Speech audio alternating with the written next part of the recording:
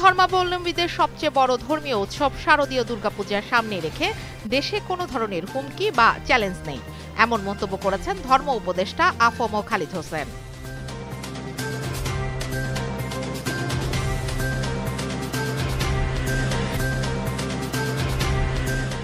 BNP উড়ে এসে জুড়ে বসেনি, দীর্ঘ লড়াই সংগ্রামের মধ্য দিয়ে এ পর্যায়ে এসেছে। কিশোরগঞ্জ জেলা বিএনপির ত্রিবার্ষিক সম্মেলনে একথা বলেন দলটির মহাসচিব মির্জা ফখরুল ইসলাম আলমগীর।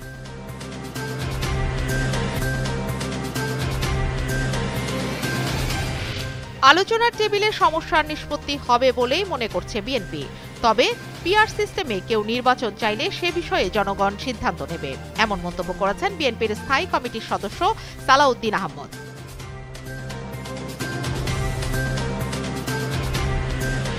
বিগত ১৫ বছরের স্বৈরাচারী আওয়ামী লীগ সরকার দেশের অর্থনীতি ধ্বংস করে দিয়ে গেছে, মন্তব্য করেছেন বিএনপির স্থায়ী কমিটির সদস্য ডক্টর আব্দুল মঈন খান। জাতীয় প্রেস ক্লাবে আয়োজিত এক আলোচনা সভায় তিনি এসব কথা বলেন।